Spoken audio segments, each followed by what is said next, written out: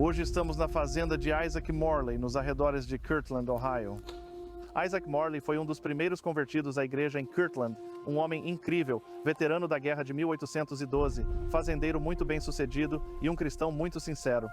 E Isaac, depois de estudar o Novo Testamento e o livro de Mórmon, realmente se fixou nas promessas feitas lá de que os discípulos tinham todas as coisas em comum, que havia uma maneira de os discípulos compartilharem o que possuíam para que não houvesse pobres entre eles, e ele vê isso como uma função importante.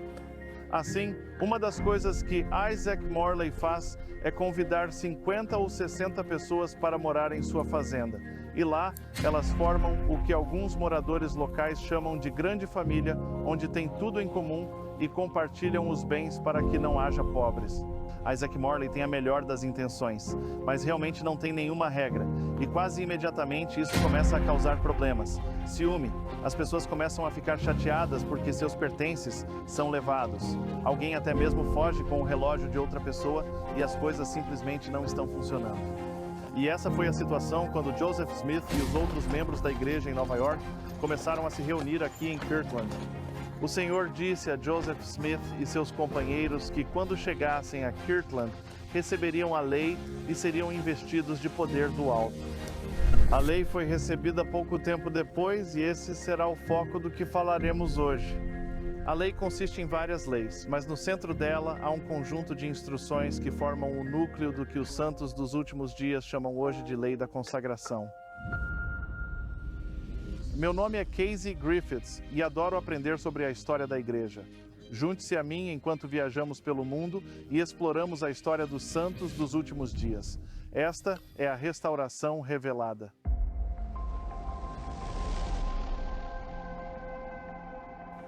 Estamos aqui na fazenda Morley. Esta não é a casa original, mas tem cerca de 100 anos e os missionários vivem aqui. E o que Isaac Morley tentou fazer foi simplesmente viver com todas as coisas em comum, sem nenhuma regra real que o governasse. Quando Joseph Smith chega a Kirtland, ele recebe a seção 42 de Doutrina e Convênios, que contém uma seção dos versículos 30 a 42, que hoje é conhecida como a Lei da Consagração.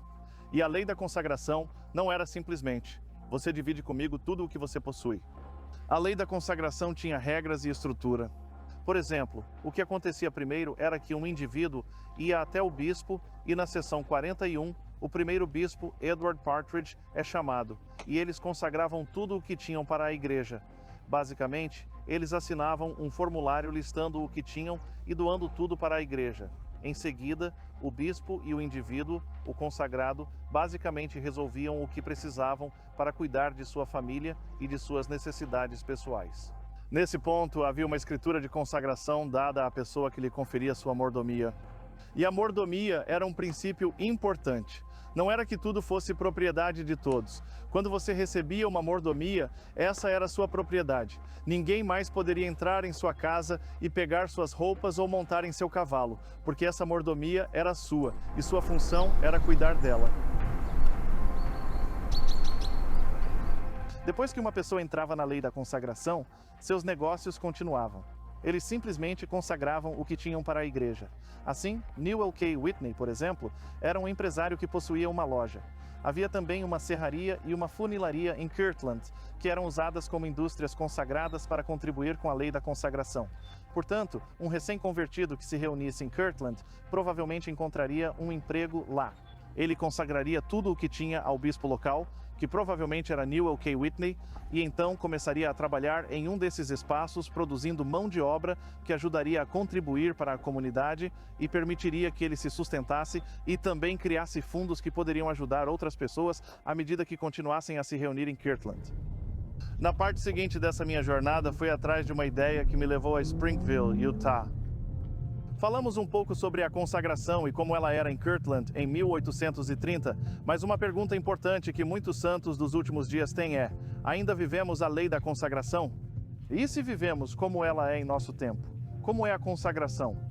Porque a igreja é diferente do que era na década de 1830. Não fazemos nada praticamente da mesma maneira, exceto as ordenanças vitais da igreja. E uma das grandes coisas sobre a igreja é sua capacidade de se adaptar a diferentes circunstâncias, diferentes ambientes. Então, se ainda vivemos a lei da consagração como ela é hoje, Decidi vir a esta capela em Springville, onde me encontrarei com um dos bispos locais, que provavelmente vocês reconheçam. Vamos conversar um pouco sobre como é o trabalho dele e como ele administra a lei da consagração em nosso tempo.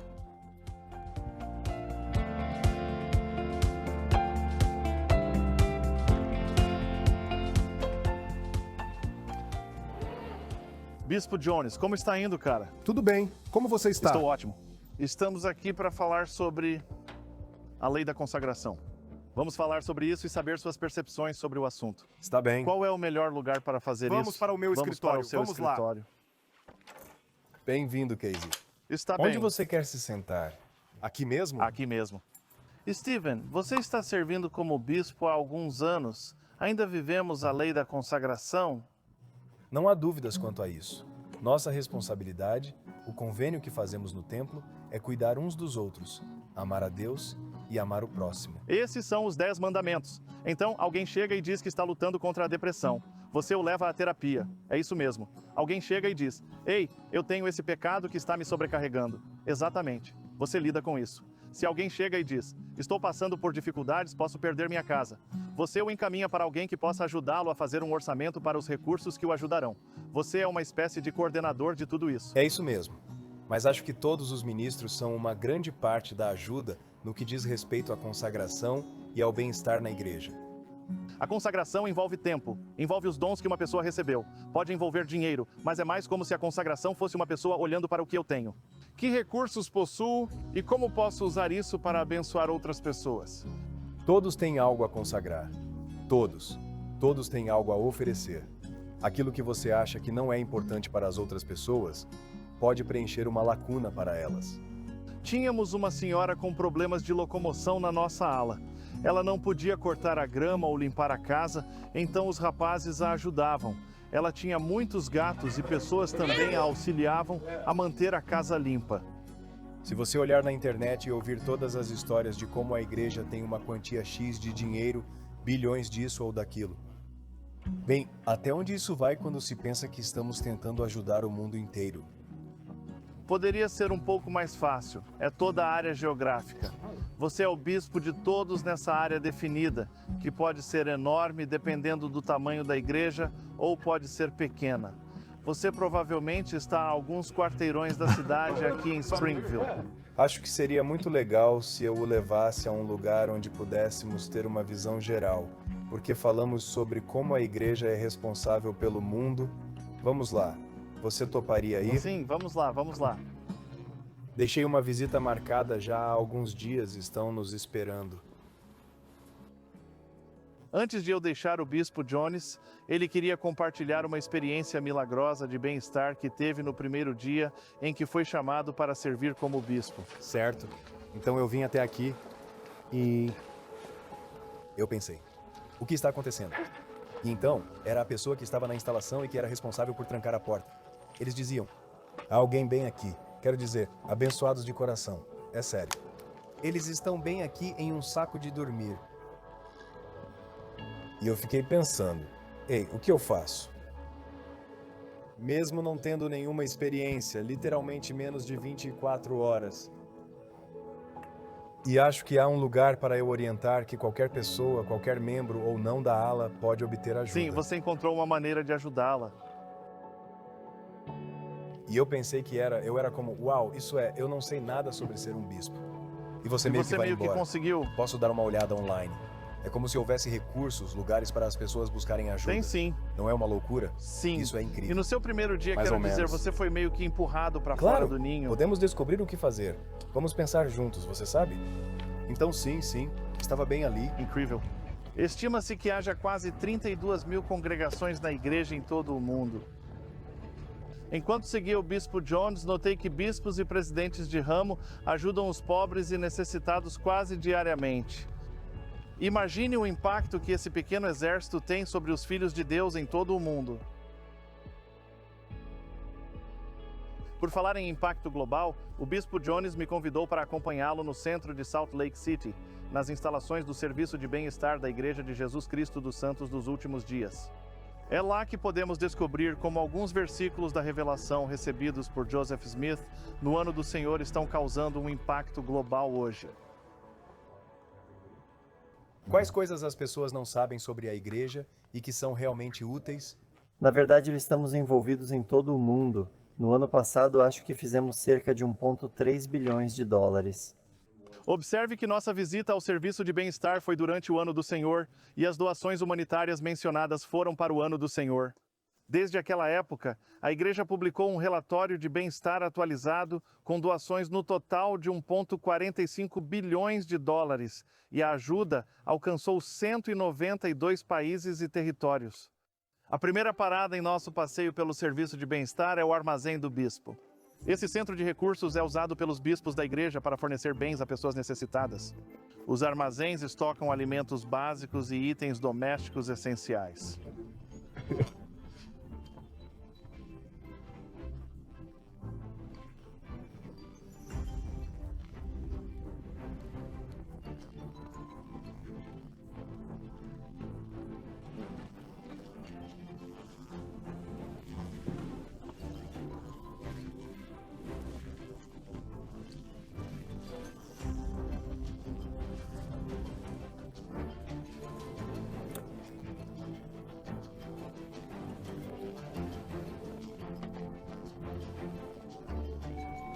Agora vou mostrar a vocês o depósito geral, mostrar como ele é organizado. Todas as luzes do armazém e de todo o prédio estão programadas para que, se não estivermos trabalhando naquela área por 10 ou 15 minutos, elas se desliguem sozinhas. Isso economiza energia. Uma das partes mais importantes do programa de bem-estar da igreja são os voluntários. Em 2024, os voluntários da igreja doaram 6,6 milhões de horas de bem-estar da igreja e instalações de autossuficiência, questões de missões de serviço e por meio de projetos de serviço comunitário da igreja. Eu só me pergunto que, se o mundo inteiro, se todo mundo igualmente, não importa o que você ganhe, pagasse 10%, não haveria problema algum. E se todo mundo jejuasse uma vez por mês e doassem? Você sabe. Bem, se você observar o que a igreja é capaz de fazer com isso, em apenas 17 milhões de um total de 8 bilhões de pessoas, é incrível o impacto que a igreja pode ter no mundo todo. Se o setor de distribuição for um brechó, ele tem muito mais do que apenas pechinchas. Em breve você descobrirá. As indústrias Deseret são uma daquelas coisas que a maioria dos membros da igreja não conhece, mas fazem parte do programa de bem-estar da igreja. As indústrias Deseret são, na verdade, um brechó de segunda mão, mas esse não é o seu objetivo. Estamos desenvolvendo pessoas. Quando se observa, parece uma loja de departamento comum. Eles estão desenvolvendo habilidades de merchandising, aprendendo a ser pontuais e trabalhar o dia inteiro. Tudo no bem-estar é para desenvolver as pessoas, ajudá-las a serem autossuficientes, ajudá-las a conquistar a dignidade ou manter a dignidade e a autoestima que elas têm. Quando você doa coisas para as indústrias Deseret, na verdade está doando dinheiro para programas de treinamento e desenvolvimento de pessoas. As pessoas olham para isso e apenas dizem: está brincando comigo? Está brincando comigo? Estou recebendo, se você não quiser. Se você não quiser isso, eu vou pegar.